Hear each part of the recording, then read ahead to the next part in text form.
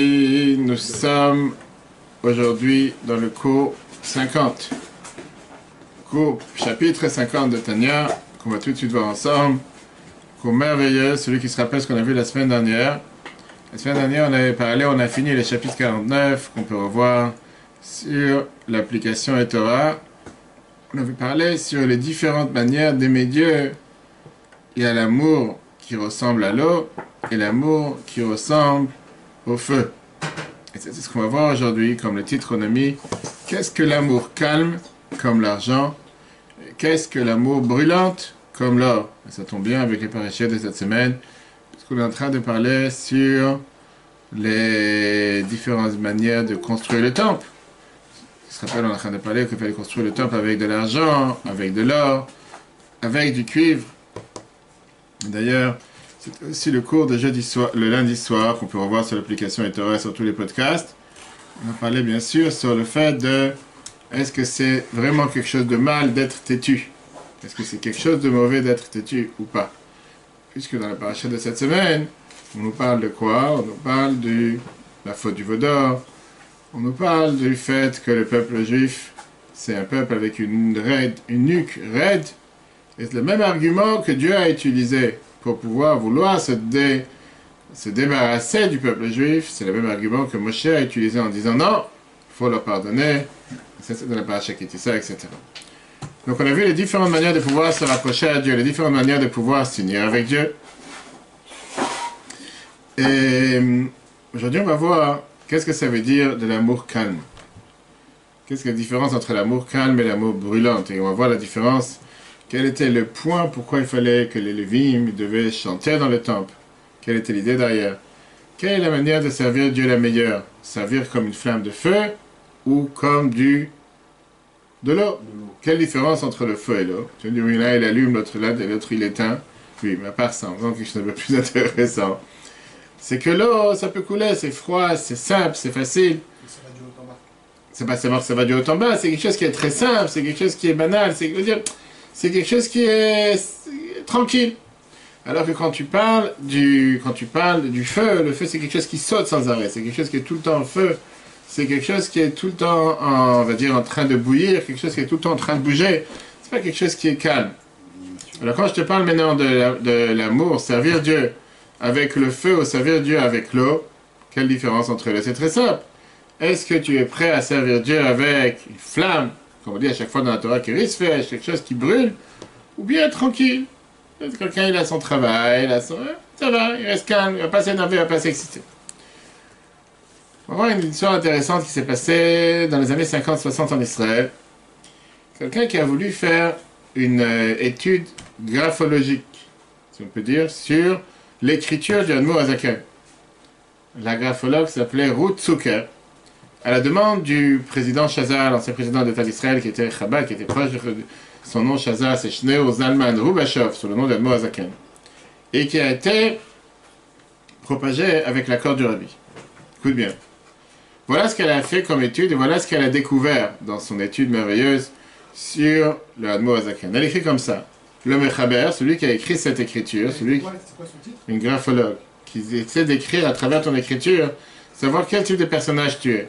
Par exemple, si elle va réfléchir, elle va voir ton écriture, elle va voir que c'est quelqu'un qui est toujours en train de dormir, qui n'est jamais à l'heure, etc. Ça dépend des gens.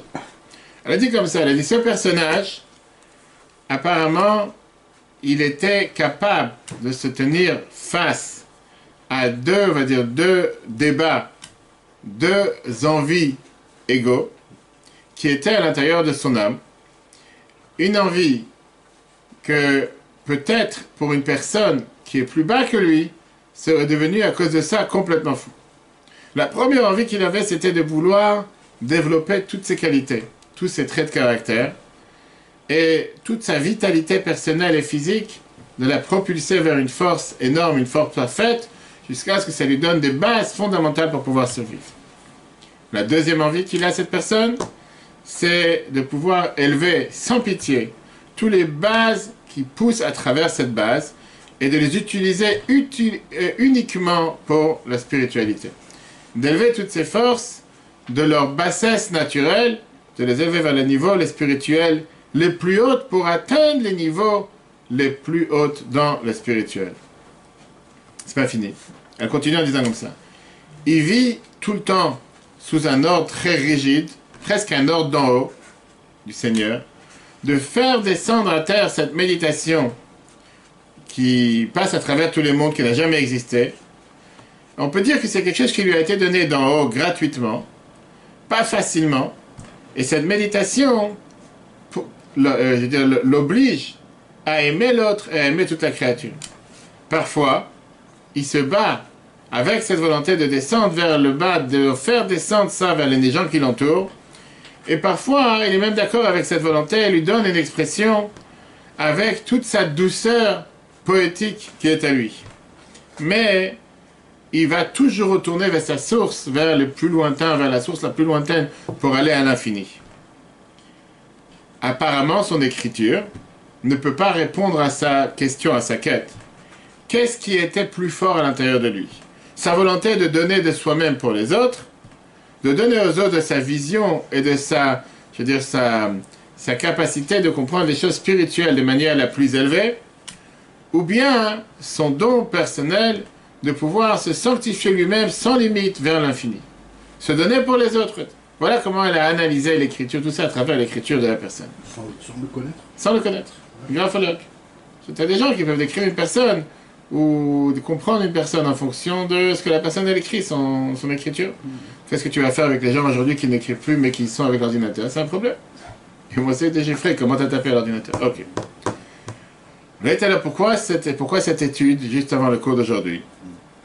Parce qu'aujourd'hui on va développer, dans le chapitre 50 on commence, une nouvelle manière de servir Dieu, une nouvelle manière d'aimer Dieu qui est l'amour avec le feu.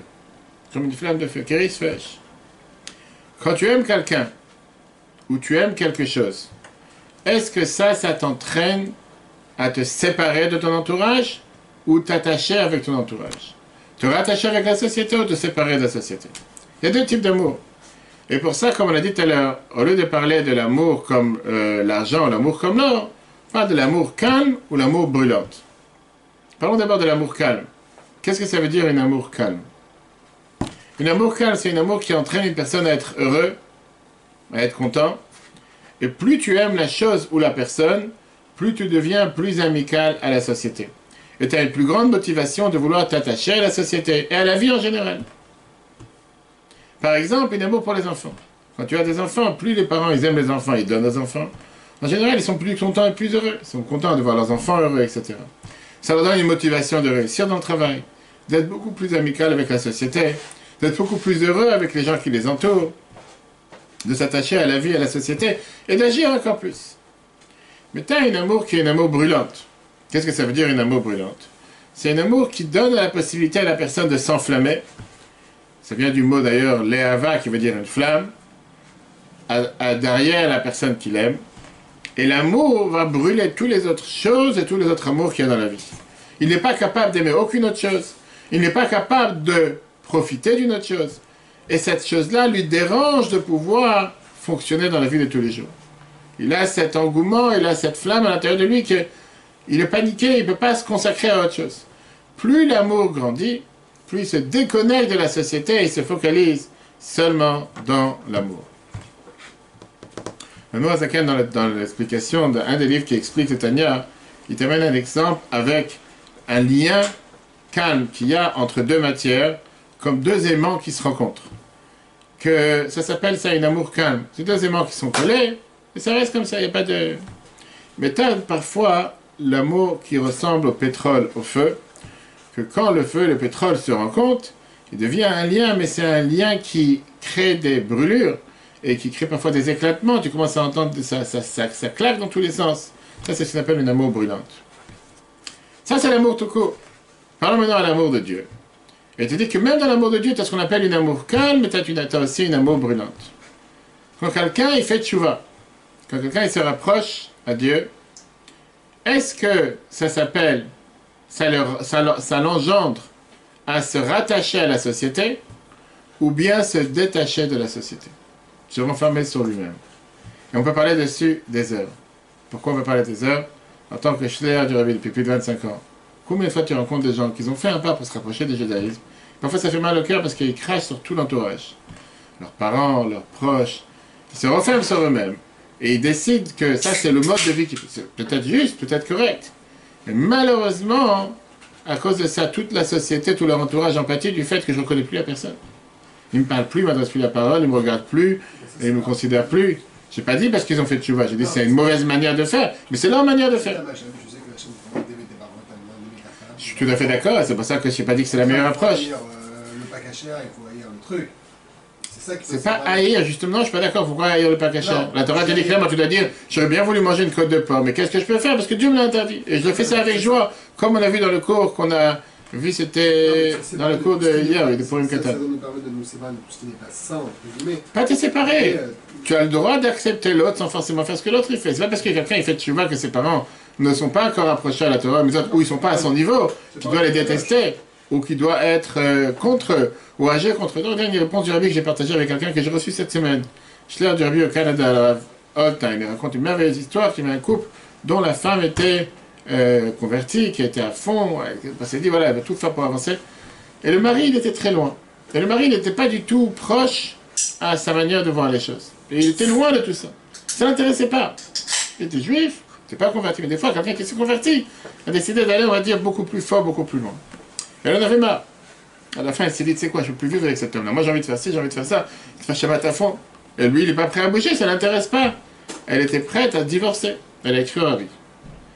Le rabbi, il a demandé à Schler de tout faire pour qu'ils restent ensemble et qu'ils ne divorcent pas. Et que petit à petit, avec le temps, elle apprenne que son mari, il ira à son pas, à sa cadence. Elle n'a pas écouté, elle a divorcé. L'histoire, bref. Mais le point principal qui m'a émerveillé, en connaissant beaucoup de réponses du rabbi, c'est comment, encore une fois, le rabbi a dit, tu sais quoi, tu veux avancer, il n'y a pas de souci. Mais ton couple passe avant. Ça ne veut pas dire qu'il faut faire des choses contre la halakha. Tu as raison qu'il faut faire les choses comme il faut. Mais tu es marié, fais-le ensemble. Ça ne sert à rien de faire de ton côté. Ce n'est pas le sujet du couple, on peut voir ça sur l'application Les Torah, sur le podcast, tous les autres cours que c'est le couple. Je suis pas du tout d'accord. Alors là, mais vraiment, tu viens de dire la plus grosse bêtise qu'un Tunisien peut dire dans sa vie. Heureusement qu'on ne dit pas que tu es Tunisien tous les jours. Tu apprends avec l'Echlecha. Pas du tout, même. Encore une fois, tu prends un exemple de ce que Dieu il a dit à Abraham. Son père, c'était un idolâtre. C'était un non-juif. C'était un catho. J'ai rien contre les catholiques. Je ne suis pas d'accord, justement, c'est la plus grande erreur. Je parle pas de haïr, je parle pas de... Monsieur, c'est la plus grande erreur que la Torah, malheureusement, les gens qui font tchouva et qui avancent, qui pensent qu'ils doivent cracher dans l'assiette où ils ont mangé. S'ils sont sur terre, c'est grâce à leurs parents. Et donc, même si tu as décidé d'avancer énormément, tu ne peux pas renier le lien que tu as avec tes parents et surtout le faire intelligemment pour que tes parents viennent aussi avec toi. Qu'eux aussi ils apprécient la Torah que tu as commencé à apprécier. Et pas le contraire. Et malheureusement, comme j'ai dit tout à l'heure, une des erreurs que beaucoup de Baalei Teshuva ils font, c'est que le fait qu'ils ont commencé à faire Teshuva, ils ont découvert le bonheur à 20 ans, 30 ans, 40 ans, 50 ans, 100 ans, ils se déconnectent de la société. Mais au contraire, montre à ton entourage que la Torah c'est quelque chose de joyeux, c'est pas quelque chose qui est triste, c'est pas quelque chose qui te demande de t'enfermer sur toi-même, c'est pas quelque chose qui te demande de renier ce qui est dans ton entourage. Comme une fois, tes parents ne mangent pas caché, c'est une chose, mais dis-le avec sourire. Trouve des manières. J'ai eu affaire avec beaucoup de cas ici. Comme quand tu montres aux gens comment faire admirer la Torah sur les autres. Commence par ta propre famille. Pas par les autres, mais ta famille. Le problème, c'est quand tu fais le Shabbat, t'es en feu. C'est ce qu'on a dit tout à l'heure.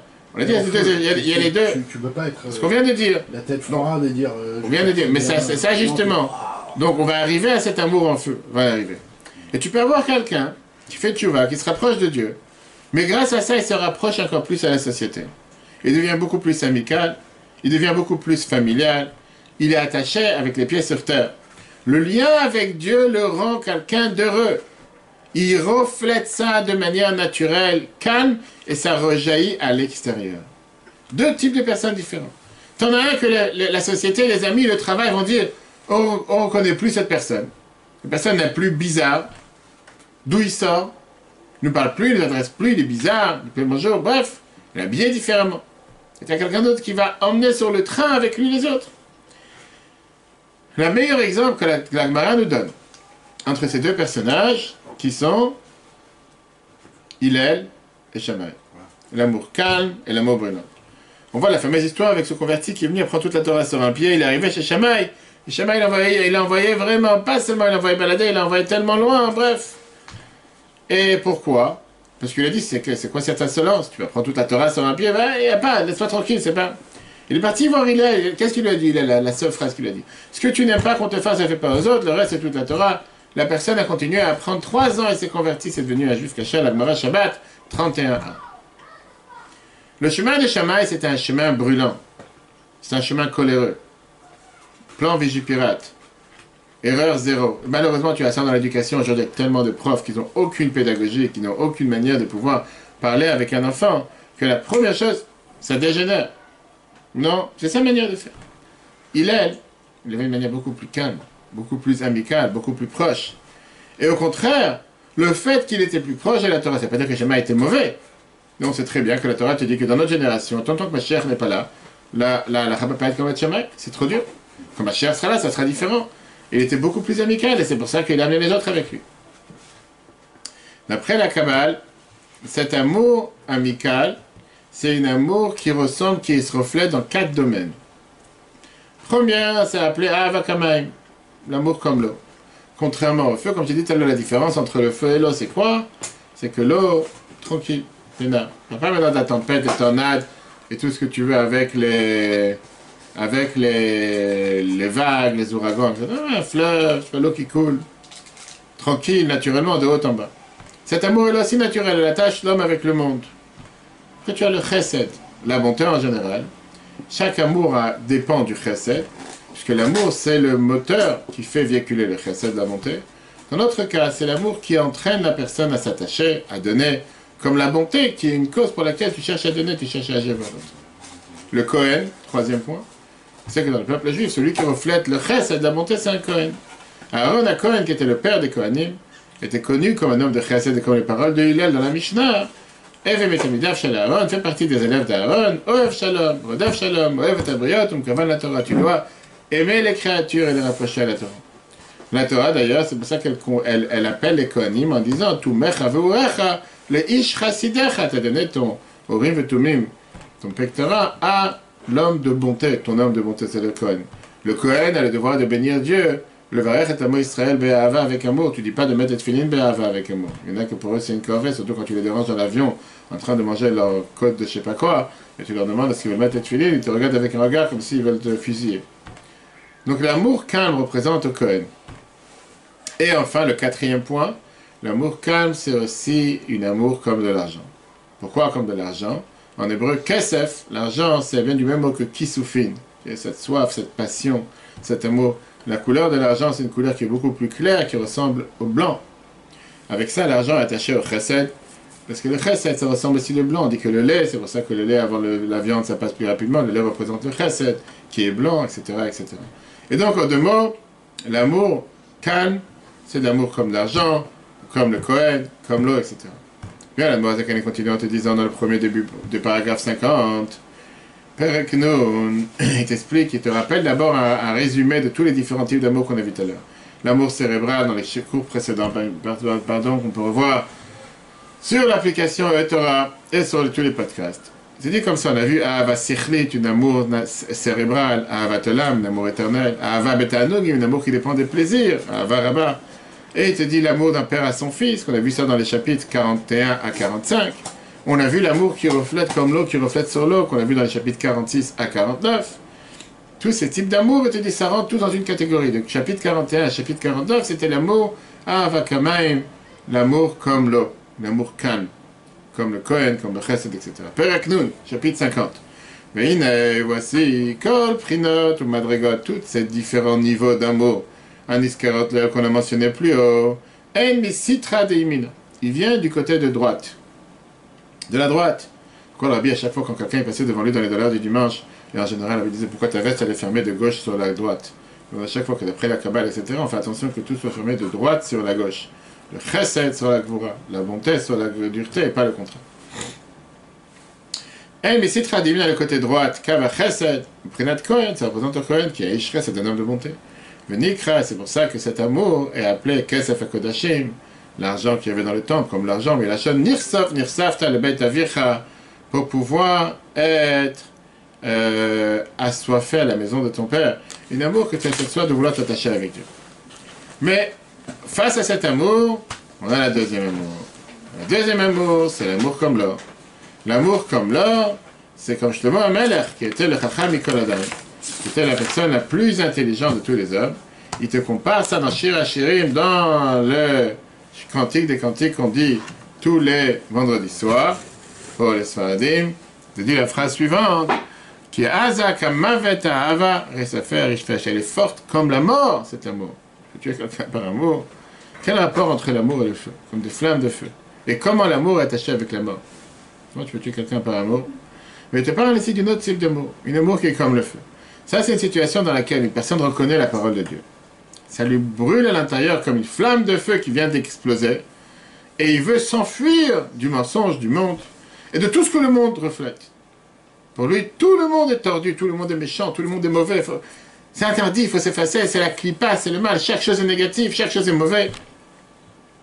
Cet amour qu'il a envers Dieu à l'intérieur de lui brûle tout l'amour qu'il pourrait avoir pour autre chose. Il n'est pas capable d'aimer autre chose à la place que aimer Dieu. Par exemple, comme j'ai dit tout à l'heure, tu as quelqu'un parfois qui va faire tchouva et qui peut s'enfuir de la vie, tout court. Parce que comme toute sa vie, 30, 40, 50 ans, 60 ans, il était dans le monde du mensonge, au moment où il dévoile la vérité, il essaie de s'enfuir de la vérité. Et donc, il va avoir une tendance à s'enfuir de son entourage. S'enfuir de son entourage, perdre le goût dans les plaisirs du monde, et se focaliser sans arrêt dans l'étude. Il va aller à Tzfat, ou il va aller dans une grotte, il va mettre un talit, il va être sans manger, sans boire, dormir par terre, manger du pain vieux. Bref, totalement déconnecté du monde. Et en se disant, c'est comme ça que je retrouve le bonheur sur terre. Ok. Maintenant, cette situation qui est parfois peut être une situation extrême, d'amour extrême, c'est ce qu'on appelait dans la Torah Klot HaNefesh. Klot HaNefesh veut dire que son âme disparaît. Avec qui ça s'est passé ça? On sait très bien qu'on a eu deux personnages que la Torah nous raconte, qu'ils ont tellement eu cette propulsion vers Dieu, ils ont tellement voulu se rapprocher de Dieu, qu'ils ont quitté ce monde. Bravo, Nadav et Avihu, les enfants d'Aaron. Ils ont fait ce qu'on appelle un va sans vient. Ils étaient tellement en extase de Dieu qu'ils se sont dit, on n'est pas intéressé à rester sur cette planète, on veut s'attacher à Dieu, on veut disparaître de ce monde. Mais c'était tellement faux, et c'était tellement mauvais, parce que le but pourquoi Dieu t'a envoyé ta neshama dans un corps, c'est pour être dans ce monde. Une neshama sans corps ne veut pas servir Dieu. Si tu te déconnectes de ce monde, quel est le but? En quoi tu remplis ta mission sur terre? En deux mots, cette soif de vouloir s'attacher à Dieu fait en sorte que la neshama ne peut plus supporter le matériel, le corps, les choses du monde. Elle est prête à abandonner le monde, à abandonner le corps et s'attacher que dans Dieu. Et ça peut arriver à la mort, comme David Amalek, il dit dans les psaumes, Nirsefa vegam kaltanaf chez mon âme. Elle a eu tellement soif qu'elle voulait disparaître. Et ça, c'est connu, comme on dit par exemple que Moshe Rabbeinu ou Aaron, ils sont morts avec Mitat Neshika, que Dieu les a embrassés. Comment embrasser quelqu'un peut tuer? Mais l'idée, c'est de montrer comment le rapprochement qui est entre la personne et Dieu, et ça peut parfois faire partir l'âme du fait que la personne part de ce monde. Le Or HaChaim, Rabbi Chaim Ben Attar, il est écrit dans la paracha Haremot qui t'explique, c'est la paracha qu'on lit aussi le jour de Kippour, la mort de Nadav et Avihu, dans Vayikra, chapitre 16, verset 1. Il te dit que l'idée, c'est qu'ils se sont tellement rapprochés de Dieu, c'est pas quelque chose de mal, ils se rapprochés de Dieu. Et le fait qu'ils se sont rapprochés de Dieu, nous ont quittés, sauf que c'était pas le moment. Dieu leur a pas demandé une chose pareille. Dieu était d'accord sur le fait qu'il se rapproche de lui, mais redescend sur terre. Prends l'avion, mais ne reste pas perché en haut, redescends, tu dois atterrir, tu n'as pas faire un décollage. Il y a eu plusieurs personnes dans le peuple juif qui ont eu ce qu'on appelle cet amour brûlante comme du feu, jusqu'à ce que leur âme a disparu. Nadav et Avihu, on a dit que le jour quand on a inauguré le temple, bientôt à Chodesh Nissan, dans un mois et demi, Nadav et Avihu, ils ont amené un Esh Zara, un feu étranger, en deux mots. Ils ont amené un sacrifice, ils se sont rapprochés de Dieu, alors ce n'était pas le moment, ils sont partis de ce monde. La Kabbale te dit, ça ne veut pas dire qu'on parle de grands tzadikim qui ont fait une faute si simple. Ils sont tellement bêtes, ces enfants d'Aaron. Seulement, ils avaient tel amour envers Dieu, une telle attirance vers Dieu, qu'ils sont rentrés dans le temple et qu'ils ont vu la divinité. Et ça a fait qu'ils se sont été tellement en extase qu'ils ont oublié de redescendre sur terre. Et c'est la raison pour laquelle c'est écrit sur eux qu'ils ne se sont pas mariés. Mais c'était aussi une des erreurs qu'ils ont fait. Et ça venait du même raison, du fait qu'ils n'ont pas voulu descendre sur terre. Ils ont voulu se déconnecter du monde. Et en se déconnectant du monde, tu ne remplis pas ta mission. Ben Azaï, deuxième personnage. Ben Azaï était un de ceux qui s'occupaient des secrets de la Torah. Qui étaient parmi les 4 qui sont entrés dans le Pardes, sont entrés dans le jardin céleste. Et comme c'est écrit, Ben Azaï et Tzitz Vamet. Il a regardé ce qui se passe dans le jardin céleste et il est mort. C'est que les secrets de la Torah, ils ont enflammé à l'intérieur de lui un tel feu de soif et de passion et d'amour envers Dieu, jusqu'à ce que son âme a quitté son corps. Et sur Ben Azaï, pareil, on te dit qu'il ne s'est pas marié. Ou que depuis le départ, il ne s'est pas marié, ou qu'il s'est marié et qu'il a divorcé. Et qu'est-ce qu'il avait répondu à ça? Qu'est-ce que tu veux que je fasse? J'ai envie d'apprendre la Torah. Et ça, c'est l'idée. De vouloir s'attacher à Dieu, se déconnecter de la vie. Est-ce que c'est bien? Est-ce que c'est ce que Dieu il attend de nous? Surtout pas. On va voir après pourquoi. Mais de la même manière, la Kabbale t'explique, comme on a vu, les 4 différents repères à l'amour comme l'eau. On voit aussi 4 différents repères à l'amour comme le feu. Qu'est-ce que ça veut dire, cet amour qui brûle? D'abord, le feu. Le feu contre l'eau, le feu brûle tout. Le feu est bouillant, le feu est chaud. Ça monte de bas en haut, ça ne descend pas de haut en bas. C'est le numéro 1. Deuxièmement, ça brûle tout ce qui n'est pas partie de l'amour. Tout ce qui ne fait pas partie de cet amour, ça brûle. C'est un amour qui est très chaude, avec une énorme puissance. Ça entraîne une personne à pouvoir faire ce qu'on appelle ratzo, va vers Dieu, mais sans jamais avoir le chouf, sans jamais avoir le retour. Deuxième point, en général, un amour comme le feu représente les personnes qui sont gvura, qui sont rigoureux. Rigoureux avec eux-mêmes et rigoureux avec l'entourage. Parce qu'on a dit, l'amour en général s'attacher avec le chesed, la bonté, la crainte s'attacher avec la gvura qui est la dureté. Néanmoins, dans une telle amour, il y a ce qu'on appelle gvura shebechesed, qu'on va voir dans les sphirotes de Sphirat HaOmer. C'est cet amour qui brûle, qui fait que tu te déconnectes de tout ton entourage, qui te lève vers le haut et qui fait que tout ton entourage est à mettre à l'écart. Et pourquoi? Vous voyez tout à l'heure que cet amour ressemble à l'or. Pourquoi ça ressemble à l'or? La couleur de l'or ressemble beaucoup plus au feu. De la même manière que l'or est beaucoup plus cher que le feu, même si on en trouve beaucoup moins, beaucoup plus rare. Pareil que l'argent. Pareil, cet amour, elle a, on va dire, une qualité qui peut monter beaucoup plus forte, mais que l'amour qui est comme le feu. Elle va élever la personne beaucoup plus haute, avec beaucoup plus de puissance, mais elle a le risque. Tu risques de te brûler aussi. Tu vas me dire, dans l'eau, je risque de me noyer? Peut-être. Mais c'est beaucoup plus simple, c'est beaucoup plus calme, c'est beaucoup plus tranquille. Et enfin, cet amour ressemble à l'amour de Lévi'im, pas les Kohanim. On va voir tout à l'heure pourquoi les Lévi'im dans le temple, les Lévites, c'était eux qui représentaient cet amour qui est un amour comme le feu. Faire le prochain paragraphe. La Noazaken t'explique qu'est-ce que ça veut dire cet amour comme le feu, et t'explique quel est le processus qui fait en sorte qu'une personne arrive à un tel amour. Fait d'abord, tu as la Hitbonenut, la méditation. Après ça, tu as cette simone, cette soif de Dieu. Après ça, tu es cholat ahava, tu es malade d'amour. Et après ça, tu as klot nefesh, tu disparais. Plus existant. Ariesh, prinata ahava, mais il y a encore un type d'amour, aolé kulana, qui monte sur tout le reste. Que malade, azav, à la kesef, comme l'importance de l'or sur l'argent.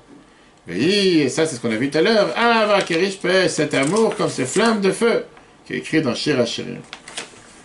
Le Prinat Vorot Elionot, c'est la dureté supérieure de Bina Ela, du niveau de Bina, de l'intellect qui est supérieur. Daïnou, qu'est-ce que ça veut dire? Allez, il donne un autre passage qui médite. Bigdulat Baruch dans la grandeur de Dieu. Kula Kamek, Mamash Rashiv, que tout devant Dieu, c'est comme s'il n'a aucune importance. Titlahet, Titlahet, Nefesh, elle va s'enflammer, elle va brûler son âme. Les quatre et faire de la teur de regarder sa beauté. La grandeur de Dieu, l'istakala bikara de malka, de regarder dans la manière comme Dieu il est très cher, avec un amour qui est riche, pe'esh, alev et azan, comme des flammes de feu, une flamme puissante. Alors là, le mala qui monte vers le haut, veut les paraître, mais un petit là qui cherche à se séparer de la flamme, vers Etim et des bois, dans lesquels elle est attrapée. Comme le feu qui cherche à s'envoler. Ça veut dire. Allez, Tikvoret, par le renfort du Sadej, de la base du feu, Eloki, divine, chez Benefesh Eloki qui est dans l'âme divine, différent des autres amours qui viennent comme là. On miseiba, de là il arrive, l'idée de Simeon a une soif, donc moi chez Katouv, comme c'est écrit dans la fameuse chanson que le Rabbi nous a enseigné à plusieurs reprises, Tzama lecha nafshi, mon âme a soif de toi, qui dit, le roi David Amelech, dit ça dans le psaume 63, verset 2. Ve'achakach, une fois que tu as cette soif, tu arrives le prinat cholat ahava, malade d'amour. Comme on dit dans Shir HaShirim, chapitre 2, verset 5, cholat ahavani. Je suis malade d'amour envers toi. Il y a un roman d'amour entre Marie et sa femme. Et après, l'idée que l'autre nefesh mamash, tu arrives à une disparition de l'âme. L'âme se sépare du corps, mais chez Katou, comme c'est écrit encore une fois, Tehillim 84, verset 3, Gam kal tanafshi, mon âme voulait se séparer de toi. On raconte sur le Baal Shem Tov qu'une fois il a rencontré un des grands docteurs, ils ont parlé sur des sujets de médecine. Le Baal Shem Tov lui a dit, regarde, j'ai un manque, j'ai un défaut, j'ai un problème, vérifie mon pouls et dis-moi quelle est ma maladie. Le docteur l'a vérifié, il a dit que le Baal Shem Tov, il a une maladie, mais il ne sait pas comment définir c'est quoi cette maladie. Le Baal Shem Tov, il a dit, c'est sûr que tu ne peux pas définir c'est quoi cette maladie, parce que cette maladie, ça s'appelle Cholat Ahava Hashem, une maladie de pouvoir aimer Dieu. Et ça, c'est quelque chose que tu ne peux pas comprendre, parce que cette maladie n'est pas écrite dans les livres de médecine, surtout pas à l'époque. En Ukraine, il n'y avait pas encore Zelensky, Poutine, qui étaient présentes, et donc, ils ne pouvaient pas détecter c'était quoi cette maladie. On vient de dire que l'amour comme l'or, c'est un amour qui était attaché pour les Lévi'im par rapport aux Lévites. Et ça s'exprime avec les Lévi'im, que leur métier, leur rôle, leur travail, leur emploi majeur dans le temple, c'était quoi? Oui, chanter. Exactement, la chanson. Quelle est l'idée derrière la chanson? Alors, que Dieu nous en préserve dans une opéra, quand tu rentres dans une opéra, la vérité, des fois tu te dis, mais qu'est-ce que ces gens ils ont dans la tête? Je suis jamais rentré, mais il y a un docteur ici à Ponto qui à chaque fois il a comme l'opéra dans le cabinet de 20 H24. J'ai dit comment tu fais pour travailler avec de la musique pareille H24? De là, on va savoir, je sais pas. Mais la Noire Zaké nous a enseigné, la Chassidut explique que le nigun, la chanson, c'est Kul Musanafesh, c'est le stylo de l'âme. Comment décrire son âme? Ce que l'âme ne peut pas exprimer avec des mots, elle peut exprimer par la chanson. C'est pour ça que chez les Chassidim, il y a ce qu'on appelle les chants chassidiques, qui ont une certaine ferveur, c'est pour ça qu'aujourd'hui de plus en plus sont répandus dans le monde entier. Les chansons que le Rabbi nous a enseignées, les chansons des Chassidim, de toutes les générations, pas que Chabad, de tous les autres, Modjit, de Breslev, de tout. Et c'est pour ça qu'en règle générale, une musique pure, une chanson pure, ça élève une personne, ça amène, ça transpose une personne dans un autre monde, dans un autre état. Tu réfléchis des autres choses. Et c'est pour ça que ça enveloppe la personne. Tout d'un coup, tu mets une bonne musique, une bonne chanson, les gens ils vont se mettre à danser. Maintenant, dans les chansons même, tu as deux types de chansons. Tu as ce qu'on appelle Nigune Simcha, des chansons de joie qui te mettent à danser. Et tu as des Nigune Gagouim, des chansons de languissement. Si tu veux te rapprocher de Dieu, pour ça qu'on sait de chaque chanson chassidique, elle a une explication derrière. Les chansons que la Bible a enseignées, même si c'était des mots que des paysans russes ou ukrainiens chantaient, la Bible expliquait qu'est-ce que ça veut dire dans l'acte du chat. C'est que dans la chassidoute générale, la chanson a une place importante, et surtout la chassidoute Chabad, qui a énormément de chansons. Le Admor Hazaken lui-même a composé plusieurs chansons. La fameuse chanson la plus connue, c'est les 4 étapes qu'on chante sous la choupa, quand on amène la Khatan et la Kala avec les 7 tours sous la choupa. Et et très très cher. Aujourd'hui, tu vois que même, je montrais la semaine dernière, il y avait une choupa d'un grand Rav Séfarad en Israël qui ont mis les Dalet Babot aussi. Aujourd'hui, c'est très répandu, tout le monde chante cette chanson quand même. Et tu as des nigunim joyeux, comme She'et Amecha, les chants de Hakafot, ou Faratzta. Bref, il ne manque pas de chansons. Et après, tu as les nigunim, les chansons qui sont beaucoup plus calmes, qui sont beaucoup plus, on va dire, avec un languissement pour Dieu, comme la chanson que le Rabbi nous a enseignée. Tzama lecha nafshi, qui est la chanson de David Amelech. Mon âme a soif envers toi. Aujourd'hui, elle est reprise dans toutes les grandes fêtes en Israël, les religieux, non religieux, pratiquants, non pratiquants, Chabad, pas Chabad. Ou bien, on a dit la chanson de Admor Hazaken, Keiliata. Que tout le monde connaît pas Madiani, Keiliata, Vodek, après. Anim Zmirot. Et après, tu as beaucoup de chansons qui sont des chansons sans mots. Alors, c'est vrai qu'on va les chanter avec aïe aïe aïe, parce qu'il n'y a pas d'autres mots. Mais c'est des noms, ils ont des noms, toutes ces chansons. Un, ça s'appelle un Nigun Dvekut, s'attacher à Dieu. Gagouim, languissement vers Dieu. Un, c'est Shtakut Nefesh, comme on l'a les versets. Il y a des chansons aussi qui commencent parfois avec un ton plus sérieux, et qu'après, ils finissent avec un ton beaucoup plus joyeux. Quelle est la différence, oui? Quelle est la différence entre les chants sérieux et les chants joyeux? C'est la différence entre le va-et-vient, qui veut dire les chansons sérieuses, ils viennent exprimer la soif que tu as envers Dieu, et qui font que la personne s'élève et veut se rapprocher de Dieu. Et c'est pour ça que parfois, pendant une chanson, justement, comment on appelle ça, dans un moment de réflexion, de réunion chassidique, parfois tu peux te déconnecter de ce monde, tu es totalement dans la chanson. On peut le voir avec le Rabbi, clairement, on voit ça dans les vidéos, c'est magnifique de voir que des fois on chantait des chansons tellement des rabbins, des autres rabbins, que le Rabbi regardait sur la caméra, clairement tu dis, il n'est pas là. Il n'est pas là, c'est impossible. Tu vois tout de suite qu'il est dans un autre monde. Alors que la minute d'avant, le Rabbi parlait, etc. Tout d'un coup, tu vois qu'il est transposé dans un autre monde. Rien, tu vois tout de suite que le regard, c'est quelque chose qui est... Et tout d'un coup, juste après qu'on va redescendre sur terre, tu vois tout de suite qu'une chanson peut emmener une personne à un autre endroit. Et de l'autre côté, des chansons joyeuses qui font descendre la personne sur terre, qui attachent la personne avec la terre. Des chansons sérieuses qui se terminent avec des chansons, avec des parties joyeuses. C'est les deux contraires, le va et le vient. Le monde de la chanson appartient aux Lévim. Pourquoi appartient aux Lévim? Dans le temple, les Lévim étaient ceux, les Lévites étaient ceux qui chantaient avec la bouche, qui avaient les instruments, qu'on amenait les sacrifices. Les Kohanim, ils faisaient la bracha de Birkat Kohanim, et les Lévim, ils chantaient. Très bien. Il y avait des gardes de Lévim. C'était pas comme aujourd'hui, tu as la garde française, que dès qu'on te dit, t'es sur la place, là, en face du 8 mai, que dès une fois par an, ils sont là avec leur tambour, ils sont là avec leurs chansons, et exactement la même chose depuis 100 ans, et ça continuera encore 200 ans. Donc, quand il y a un changement de préfet dans les prisons, quand je suis invité, etc., pareil, avec à vos gardes, je sais pas, quand d'un coup, ils changent, commencent à faire un bruit de tambour, deuxième bruit de tambour. Ah, ça te met en joie. À la rigueur, tu dis, qu'est-ce qu'ils sont en train de faire? Des choses qui existent depuis l'avant de la guerre. Ça n'a pas changé, toujours avec leur même, on va dire, rituel. Mais les Lévi'im, il y avait deux types de chansons. Il y avait des chansons de joie, des chansons de languissement. Il y avait une manière d'exprimer leur amour envers Dieu comme le feu. Et il y avait aussi cet équilibre de redescendre sur terre. C'était pas juste s'envoler sans redescendre. Vers l'Admor Azaken est expliqué dans le prochain paragraphe, qu'à paragraphe 3 du chapitre 50, que cet amour comme le feu est attaché avec le travail des Lévi'im, qui s'exprimait à travers leurs chansons. Et il te dit que c'est vrai qu'aujourd'hui, on sait comme quoi les Kohanim sont plus hauts que les Lévi'im. Mais la titre de l'avant, comme Mashiach sera là, le travail des Lévi'im sera plus haut que le travail des Kohanim. Comme les femmes seront plus hauts que les hommes. Pourquoi? Parce qu'au temps de Mashiach, la Gvura, la dureté va s'élever sur le Chesed. Et puisqu'on a dit que les Lévi'im ressemblent à l'amour comme le feu qui représente la Gvura, elles seront plus élevées. C'est pour ça aussi que quand Mashiach sera là, on dit que la Halacha, elle sera comme Beth Shammai, et pas comme Beth Hillel. Alors qu'aujourd'hui, la Halacha ne peut être que comme Beth Hillel qui représente le Chesed de la bonté. Pourquoi? Parce qu'on a dit tout à l'heure que l'amour comme le feu, c'est un amour qui est beaucoup plus élevé que l'amour comme l'eau. Sauf que c'est malheureusement aujourd'hui dangereux. Donc, dans les paragraphes qu'on va tout de suite voir, le Moïse explique qu'en règle générale, avec une précision qui n'est pas courante dans le Tanya, il te dit que pour pouvoir ressentir l'amour comme le feu, c'est pas suffisant. On ne peut pas lire les mots du Tanya et les imaginer. Mais tu as besoin d'être dans une situation particulière pour refléter qu'est-ce que ça veut dire un amour comme le feu.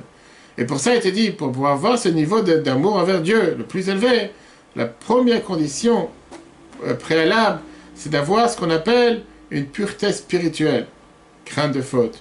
Qu'il n'y a rien qui va déranger cet amour envers Dieu. Maintenant, celui qui est capable, il peut ressentir un tel amour. Mais voici, Mikan, ici, de ce qu'on vient de voir, la dureté de cet intellect, le matin. C'est de ce type d'amour qu'est sorti la racine des Lévi'im dans ce monde d'en bas. Dans le monde futur, comme Mashiach sera là, Shaolam, le monde va s'élever. À ce moment-là, Yiyuem, eux, ils vont être, les Lévi'im vont être comme les Kohanim. Donc, moi, Shekatav Arizal, comme le Hari Akadosh a écrit de sa fête, plus de 500 ans, de la Kabbalah, al-Pasuk sur le verset vers Kohanim al-Vihim, Shalvihim, Shalachshav, que les Lévites d'aujourd'hui, Yiyu Kohanim, les Hatid, ils vont être des Kohanim, des prêtres dans le monde futur. Vavodat al-Vihim, c'était quoi le travail des Lévi'im dans le temple? Etal Harim, c'était d'élever Kol Rina Vetada, une voix de joie et de remerciement. Beshira avec la bouche. Vezimra avec des chansons. Benigun ou Neima avec des chants très agréables, parfois avec amertume, parfois avec joie. Biprinat Ratzereshuv, comme le va-et-vient. Chez Biprinat Ahava Zazu, cette forte amour, Keshalev est comme une flamme à Yotzemina Bazak, qui sort de cet ustensile avec lequel tu forges l'or, et la flamme qui sort, qui fait du va-et-vient, qui est délétère, comme c'est écrit dans la Gemara au début du chapitre Hagiga, qu'on est en train d'apprendre justement dans le Daf Yomi en ce moment. Et là, c'est la seule fois dans le Tanya que le Moïse explique, on ne peut pas expliquer ça de manière claire par l'écrit. Rakolish nilvav, tout celui qui est parfait dans son cœur. Venavon est intelligent, maskil al-dava, qui réfléchit chaque chose. Umami qui s'approfondit, le kacher d'Atot Vunatov Hashem, d'attacher son intellect et sa connaissance en Dieu. Yim Tzatov, il va trouver le bien, Ve'or Aganuz, cette lumière cachée. Venafsho Amaskela, dans son âme qui réfléchit. Kol Chad, le Fum Shiur, a dit chacun selon sa mesure de compréhension. Yesh Mitpael, t'en as un qui va s'émouvoir d'une telle méditation, Choulo, etc. Ve'yesh Mitpael, il y en a un autre qui va s'émouvoir d'une autre méditation. Cet amour peut venir seulement à Charek Dimat Yiratret, après que tu as ça a été précédé par la crainte de la faute, de totalement s'empêcher de faire du mal, de faire des mauvaises choses, que les fautes ne vont pas les séparer de Dieu, que Dieu nous en préserve. Un exemple, qu'est-ce que ça veut dire, comment s'élever et séparer son corps de son âme avec une chanson, on peut le voir dans cette histoire que la Bible a racontée, mais avant ça, on voit qu'aujourd'hui dans la médecine, ça existe l'hypnose. Aujourd'hui, tu opères des gens avec l'hypnose. C'est bien une chose pareille. que tu réussis à hypnotiser les gens comme j'ai ce don d'hypnotiser tous les gens qui sont là Shabbat pendant le discours, que 90% des gens sont en train de dormir. Vous voyez le savent? Je leur dis à chaque fois, chaque Shabbat. Je dis, c'est dommage que Shabbat ne va pas facturer, c'est pas remboursé par la Sécu. Mais le Rabbi a raconté cette histoire. Le Rabbi dit cette histoire, il l'a racontée en 1984. J'ai entendu cette histoire des Chassidim de Pologne, le Rabbi dit. C'était en 1913.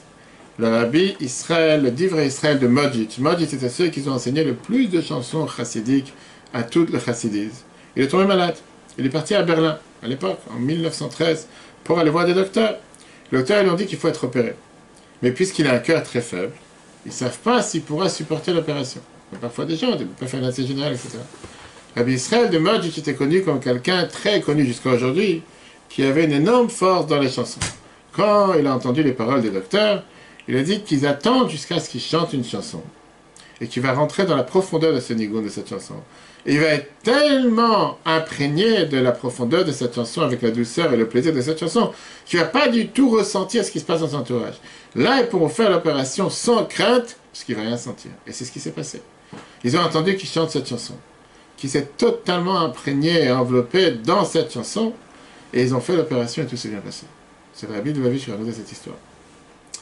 Et le Rabbi l'a raconté en disant, en finissant cette histoire, en disant la phrase suivante. On voit que même dans nos générations, et à plus forte raison dans les générations précédentes, ça existait qu'un juif s'enfonce, s'approfondit dans un sujet spirituel, dans lequel il a le plus grand plaisir, qui ne ressent pas ce qui se passe autour de lui.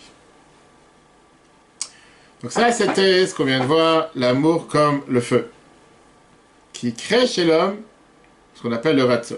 Le ratzo, c'est quoi? Pas le râteau, mais ratzo veut dire d'aller vers Dieu. Le problème, il est, mais c'est un grand problème, que quoi? Quand tu as une telle amour fort, une telle passion forte, une telle soif forte, avec un feu brûlant d'amour envers Dieu, ça peut te déranger à faire les mitzvot. Comme j'ai dit tout à l'heure, ça te donne même pas la possibilité de descendre sur ce monde. Ça te fait déconnecter du monde. Mais si tu vas vivre sur une grotte, en Inde, je sais pas où, comment tu vas faire les mitzvot? Avec quoi? Tu vas avoir une vache pour mettre des tefilin? Comment tu vas faire les mitzvot? Ça, c'était le problème de Nadav, Avihu et Ben Azaï. Ils étaient peut-être dans un niveau très spirituel, que la Neshama voulait se séparer du corps, à tel point, Klot Hanefesh, se séparer de l'âme du corps. Mais c'était considéré une faute. C'était considéré une faute parce que Dieu nous a amenés dans ce monde, pas pour abandonner le monde, pour travailler avec le monde, avec le matériel. Rester dans ce monde, pas faire une cérémonie de casser des iPhones, sans tête, sans queue. Comme le nazir. Comme le nazir qui devait amener un sacrifice. La Torah t'a dit, Dieu j'ai créé un iPhone pour l'utiliser pour faire du bien. Ah, t'es pas capable, va te faire soigner. Tu prends un médicament, prends un vaccin si t'as un problème. Mais pourquoi casser? Pourquoi détruire? Pourquoi se séparer? C'est pour ça qu'avec le Ratzo, la Torah t'enseigne qu'il faut avoir ce qu'on appelle le chouf. T'as le va et t'as le vient. Redescendre sur terre pour sanctifier le monde. La Torah le dit justement, on va voir ça dans Ba'alotra. Ba'alotra est un erot. La Torah te dit qu'Aaron, il a été récompensé parce que l'Oshina, il n'a pas changé l'ordre de Dieu. C'est quoi? Qu'est-ce que tu en fais de ça un monde? C'est tout à fait normal. Dieu l'a demandé de faire quelque chose, pourquoi tu veux qu'il fasse l'inverse? Moi, tu sais que Dieu, il a donné des mitzvahs tellement importantes à faire, il aurait pu être tellement émotionné de cette mitzvah et par erreur, pas faire exactement attention aux détails. Donc, Dieu, il te dit, tu sais quoi? Garde ton enthousiasme de côté, fais ce que je te demande à la lettre. Il ne va pas dire, j'adore les tefilin. Pour ça, qu'est-ce que je vais faire? Je vais mettre 10 paires ensemble. Ça fait, pourquoi je vais prendre une 4x4? Je vais prendre des 10 cm sur 10. C'est merveilleux. Ça va, 1 kilo sur la tête. Pourquoi les faire en noir? Je vais les faire en trésor. Je vais les faire en or. Etc., etc. Fais ce que Dieu t'a demandé. Reste sur terre. C'est-à-dire que, oui, c'est important d'avoir cette soif de vouloir se rapprocher de Dieu. De l'autre côté, quand quelqu'un il sent ce besoin de se détacher de ce monde et s'élever, s'il n'y a pas le retour, ça peut faire en sorte que la personne devient totalement grossier, matériel, comme je dis, à tel point de marcher sur tout le monde, d'écraser tout le monde, de détruire tout son entourage. Et sa femme et ses enfants, il n'y a plus de vie, il n'y a plus de vie de société, il n'y a rien, il n'y a plus rien. Parce que, pas seulement penser à ce que toi tu veux par rapport à te rapprocher de Dieu. Le plus important, c'est de se dire qu'est-ce que Dieu il attend de toi. Et ce que Dieu il attend de toi, c'est que tu sanctifies le monde. C'est pas le chien de cette semaine. Faites-moi un temple que je réside parmi vous. Pas besoin de résider dans le monde d'en haut. Non, dans votre maison, dans ta salle à manger, dans ta chambre à coucher, dans ton travail, dans ton business. Oui, c'est là-bas que je veux résider. Sanctifier le monde. Et donc la vie, oui, c'est pas une vie facile sur Terre. Va vivre sur Mars si tu veux. Mais sur Terre, c'est un conflit quotidien et un équilibre qu'on doit avoir entre le va et le vient. entre la volonté de vouloir s'élever, de l'autre côté se rappeler que Dieu t'a demandé de travailler. 6 jours tu travailleras et le 7e tu te sanctifieras. Pas comme les gens, moi je vais au collège, tu m'enverras une paye. Non, Dieu il attend de toi de travailler 6 jours. Dieu te bénira dans tout ce que tu fais, pas dans tout ce que tu glandes. Et le problème c'est quoi? La Moïse va tout de suite nous faire remarquer que les gens confondent redescendre sur terre avec une descente. Qu'est-ce que ça veut dire une descente? Tu dis que c'est une erreur, c'est-à-dire puisque j'étais à un niveau d'extase spirituelle tellement élevé, et maintenant tu me demandes de redescendre sur terre, oui, comme un avion qui atterrit, tu as des avions bruts, comme Delta ou American Airlines, des autres compagnies que je déconseille à tout le monde, que tu te demandes qu'est-ce qu'ils ont appris sur terre. Et tu as des avions comme Air France, que tu n'as même pas senti qu'ils sont descendus, qu'ils ont déjà les pieds par terre. Et tu vois tout de suite la différence des pilotes, que c'est totalement différent. Le problème, c'est qu'il te dit que c'est une descente tellement brute, à tel point que la personne elle s'est dit, mais je suis descendu de haut.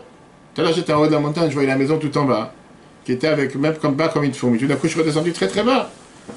Et c'est faux de penser que redescendre sur terre, c'est une défaite.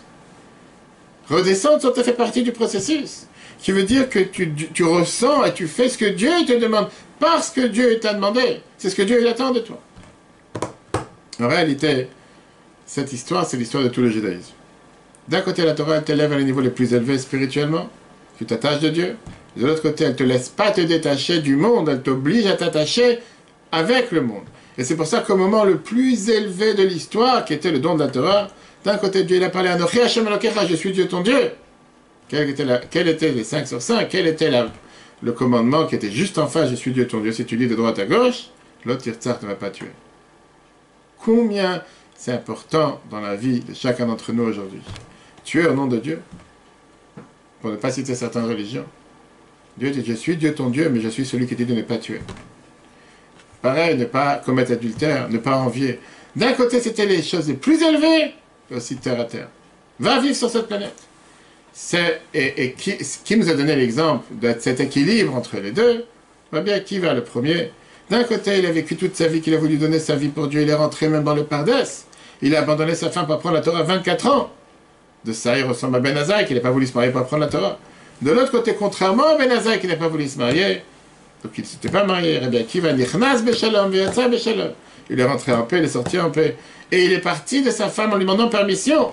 Après 24 ans, il est revenu en disant que tout ce qu'il a amassé comme élève, les 24 000 élèves, c'était chez lui et chez la femme, chez là où c'est son mérite à elle. Il y avait cet équilibre entre le va et le vient. La deuxième personne, Rabbi Shimon Bar Yochai. Rabbi Shimon Bar Yochai était a priori le symbole du ratzo qui était de vouloir séparer du monde. Il était un feu qui était en amour vers Dieu. Mais après qu'il était dans la grotte pendant 12 ans et qu'il s'est déconnecté du monde, quand il est sorti de la grotte après 12 ans, il n'a pas pu supporter les gens, comment ils se comportaient. Chaque chose qu'il a vu brûler vivant devant lui. Mais là, c'était ce qu'on appelle une amour brûlante. Une voix du ciel est sortie, une batte collée, a dit la fameuse phrase « Vous êtes sortis de la grotte pour détruire mon monde, retournez dans la grotte !» Rabbi Shimon et son fils sont rentrés dans la grotte Éléazar pendant encore une année. Rabbi Shimon, il est ressorti, et là, il a réparé les choses qui avaient été détruites jusqu'avant. Pendant 12 ans, il était en ratzo, il était une manière de vouloir s'élever vers Dieu. L'année d'après, ça lui a appris, tu sais quoi? Remets les pieds sur terre. Le monde n'est pas fait pour être comme Rabbi Shimon Bar Yochai, Torah, au moins de s'asseoir et apprendre la Torah toute la journée. Ça, c'était pour Rabbi Shimon. Et la Gemara nous dit, beaucoup ils ont essayé d'imiter ce qu'il a voulu faire et n'ont pas réussi. C'est pas la manière que Dieu il attend de nous sur terre. Oui, Rabbi Shimon Bar Yochai, il y en a eu un, il n'y en a pas 36. Surtout qu'on a vu qu'ils ont vu ces deux hadassim, qui étaient ces deux feuilles de myrte, un comme Zachor, un comme Shamor. Et ça leur a donné la possibilité de pouvoir sanctifier la matière, sanctifier le monde. Après, ça, la Morazakin explique une contradiction qu'il y a dans le Maxime de nos Pères, chapitre 4, à Mishnah 22. D'un côté, il te dit, Al-Koch HaChatachai, tu vis par force, contre ton gré. Val-Koch HaChatamet, et tu meurs contre ton gré. Si quelqu'un y vit contre son gré, ça veut dire qu'il cherche à mourir. Si quelqu'un y meurt contre son gré, ça veut dire qu'il cherche à vivre. Comment tu peux avoir les deux dans la même phrase? Mais ça, c'est le conflit qu'on a entre Ratzov et Shov. D'un côté, tu as une volonté de vouloir t'élever vers Dieu, et de jamais se séparer de Dieu et ne pas vivre sur terre. De l'autre côté, tu as une volonté de descendre sur terre et de vivre sur cette planète. Et c'est comme ça qu'on doit vivre tous les jours. D'un côté, on doit avoir la volonté de s'élever, de se déconnecter du monde, d'apprendre la Torah, de prier, comme s'il n'y a rien d'autre qui existe. Et oui, quand tu pries, mets ton téléphone de côté, c'est la moindre des choses qu'on te demande.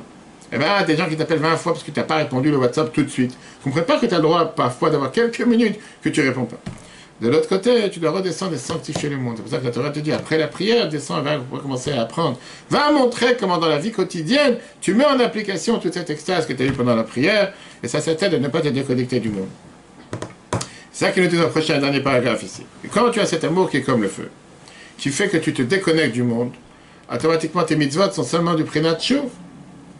Ça veut dire, dans l'amour comme l'eau, les mitzvot c'est quelque chose de naturel. Le vouloir s'attacher avec Dieu, c'est un moteur pour pouvoir faire en sorte que tu fais les mitzvot avec la parole et l'action. Et quand tu as un amour comme le feu, il y a une contradiction entre le va et le vient. Parce que l'amour, quoi, ça t'attire de te détacher de cette réalité qui est sur terre, de la parole et de l'action. Et le retour, c'est justement de revenir. Je vis, je dois faire la volonté de Dieu sur terre. Et c'est pour ça que la Kabbale t'explique les mots qu'on dit tous les vendredis soirs. Le chadodi, l'ikrat kala. Qu'est-ce que ça veut dire kala? Pas seulement la fiancée. Kala, mais la chaîne klot nefesh, qui veut dire se séparer de pouvoir, que l'âme se sépare du corps. Ça, c'est la volonté de l'homme. Dodi, c'est Dieu, le dévoilement de Dieu sur terre qui vient d'en haut. On demande le chadodi, l'ikrat kala, qu'après qu'il y a eu ce ratso de vouloir s'attacher à Dieu, de haut en bas, de bas en haut, qui est maintenant le chouv de revenir et de s'attacher vers le monde en bas. C'est la Torah va mitzvot. Comment Dieu attend de nous de servir Dieu avec la Torah et les mitzvot. Animshech et Meprinata Vazu qui dépend de cette amour forte. Et Meprinat Shuv Levat qui est de revenir sur terre, redescendre sur terre, Mashikatou le Sefer Yetzira, comme c'est écrit dans le Sefer Yetzira, Veim Ratz Lipra Shuv Leechad. Si ton cœur est court, va vers Echad, va te rapprocher de Dieu. Pirouche, ça veut dire quoi? Imratz Lipra, si ton cœur est court. Itchukat nefesh, c'est cette soif de l'âme, chez Belève dans le cœur, Chalal Aimini dans le côté droit. Chez Mitgaberet ou Mitlahevet ou Mitlahet, et tu utilises ici trois mots. Quand elle s'enforce, elle s'enflamme et elle brûle. Puis meod, énormément. Atklot nefesh mama, jusqu'à ce que tu te sépares du corps. Jusqu'à ce que l'âme, elle veut les ishtaper, elle veut se verser auprès de son père. La vie de la vie qui est, le Seigneur béni soit-il. Elle veut sortir de son emprisonnement. Bagouf agoufni dans le corps matériel, bagashmi, au ciel, et dafka boiber pour s'attacher à Dieu. On a marre de ce monde, on veut se séparer de ce monde. Azaï, quand tu veux abandonner le monde, Zot yashiv libor, rappelle-toi, mets ça, médite dans ton cœur. Le mamar abaten ozichonam levochas, que nos sages ont dit, qu'al koch achatachai, tu vis contre ta force, contre toi. Bagouf a dans ton cœur. La chayot a une mission sur terre, de faire vivre ton corps. Que de l'amshir, de faire descendre la vie spirituelle. Mecha, yechaim baruchu de Dieu, le Samuel soit-il qui est la source de la vie. Le matin dans ce monde, à l'aide de Torah Traim, par une Torah vivante, Léod dira betatonim, pour faire créer pour Dieu une résidence dans ce monde d'en bas, qu'on apprend cette semaine dans la Chumash. L'achdut oïd prinat gilul, pour l'unité de Dieu, de manière dévoilée, comme on l'a expliqué plus tôt. Donc moi j'ai gâté le Zohar, comme c'est écrit dans le Zohar, le mev echad be'echad, qui est un dans un. Pérouche, l'explication c'est quoi? Chez Hayichud, Anaelam, que cette union qui est cachée, il est prinat alma d'elle à soit un monde dévoilé. Le Zohar, chez Ambrim, c'est ce qu'on dit tous les vendredis soirs. Le chadodi, le krat kala. Qu'est-ce que ça veut dire le chadodi? Le krat kala, ça veut dire avoir cette clotte en nefesh, que l'âme se sépare du corps. Il y a le chadodi, qu'est-ce que ça veut dire de faire descendre cet dévoilement de Dieu dans le monde. Maintenant, on comprend ce que le sage dit dans Pirkei Avot, chapitre 4. Etc. Contre ta force, contre ton gré, tu vis, et contre ton gré, tu pars de ce monde. C'est quoi sa volonté? Vivre ou mourir? Donc, moi, je suis comme l'a expliqué dans un autre endroit. Barichut, qui est longuement le Mishnah de cette Mishnah. Qui veut dire, malgré que tu as cette volonté de vouloir partir, néanmoins tu vis Bezrat avec l'aide de la connaissance que ta mission sur terre, de vivre dans cette planète. Sur ce lien qu'il y a entre le va-et-vient, on voit beaucoup d'histoires d'Admour Hazaken lui-même. Rabbi l'a raconté plusieurs fois aussi. D'abord une histoire du Rabbi Rachab. L'Admour Hazaken, avec le Rabbi Avram Amalach, qui était Avram l'ange, qui était le fils du Bagui de Mezrich, qui était l'élève principal du Baal Shem Tov, ils apprenaient ensemble. Une fois, ils sont partis dans un champ pour méditer. Ils ont fait un cercle, ils sont tenus dans le cercle, jusqu'à ce qu'ils sont presque arrivés à Claude de Neuf, à partir de ce monde. L'Admour Hazaken, il a senti ce qui allait se passer. Il a sauté du cercle et il a crié Baal Kor HaChatachai. C'est écrit, on va te voir. Tu vis contre toi.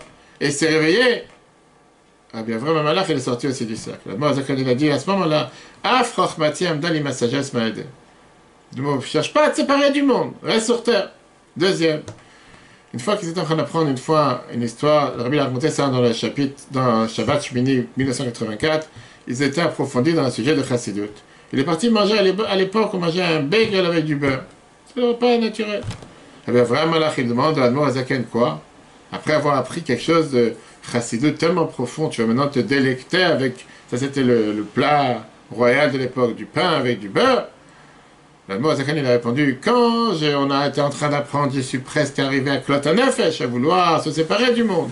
Et pour que mon âme ne se sépare pas du corps, il fallait que je mange quelque chose de matériel. Et la fameuse histoire que Rabbi a racontée des dizaines, si ce n'est pas des centaines de fois, quand le jour de Kippour, en train de prier, à l'Aneïla, avec son talit, le Moazakan, il a abandonné la synagogue, il est parti dans la forêt parce qu'il y avait une femme qui vient d'accoucher, que son mari était parti prier, parce que c'était le jour de Kippour, et il est parti couper du bois, mettre le feu, cuire une soupe pour qu'elle ait de quoi manger. Une seconde, Rabbi te dit quoi? La tefila d'un tel tzaddik, au niveau le plus important de l'année, le jour le plus important. Ça, c'était pour lui l'extase de se séparer de Dieu. Mais il y a aussi le chou.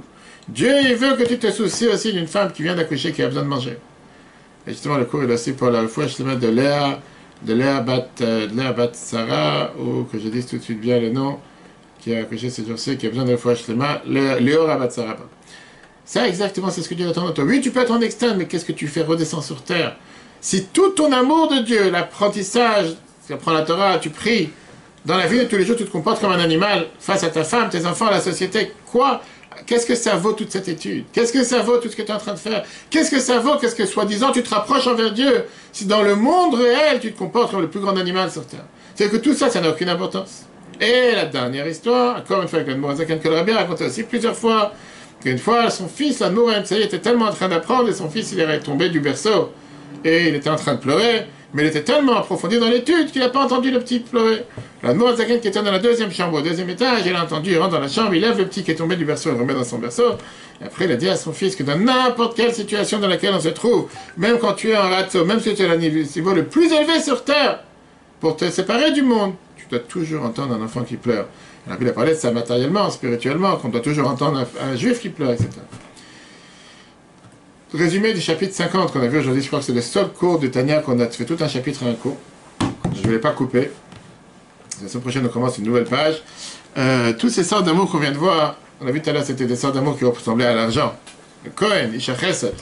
Mais il y a l'amour comme l'or, l'amour brûlante. Cet amour fait en sorte que la personne veut se décaler, déplacer du monde, disparaître du monde. Le Lévi'im vient de ce registre. C'est pour ça qu'il chantait avec Dieu dans la chanson. Il y a cet amour. Parfois, on ressent cette amertume et la joie, le va et le vient. Dans cet amour, comme le feu, il y a aussi les deux côtés. D'un côté, ça t'enflamme avec un feu puissant pour pouvoir se rapprocher de Dieu, qui peut parfois faire en sorte que l'âme de se séparer du corps. Mais rappelle-toi qu'il faut redescendre sur terre. Redescendre sur terre, parce que tu as une mission sur terre, tu n'as pas le droit de partir de ce monde. Tu dois entretenir ton corps, tu dois faire du sport, faire du vélo. Pourquoi? Parce que grâce à ça, tu entretiens ton corps et tu fais que tu puisses servir Dieu. Et si malheureusement tu ne fais pas attention à ton corps, ton âme ne pourra pas faire. Comme le Moazakan disait la fameuse phrase, qu'un petit trou dans le corps, ça fait un grand trou dans l'âme.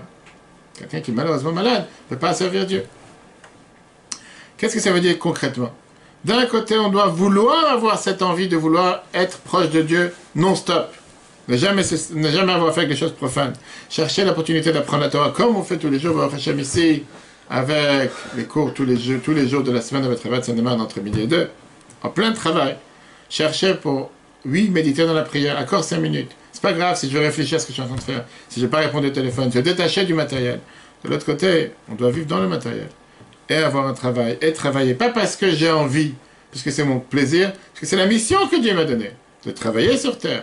Et d'employer le matériel pour faire avec ça l'Akdusha. Avec ça, on a fini toute la série qui a été la série du reflétage. Qu'est-ce que c'était le reflétage? On a expliqué que de la même manière que Dieu dévoile envers nous l'amour, nous aussi on a le devoir de dévoiler de l'amour envers Dieu.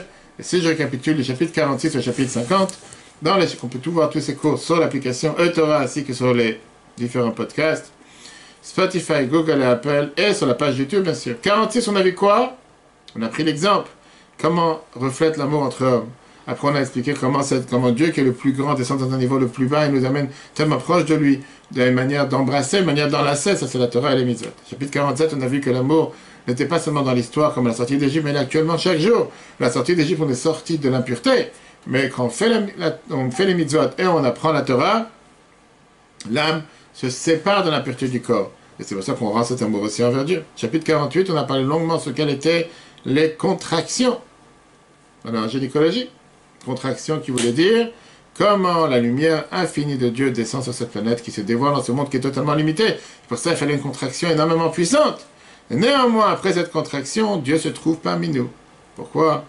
Il est seulement de manière cachée à nous de dévoiler.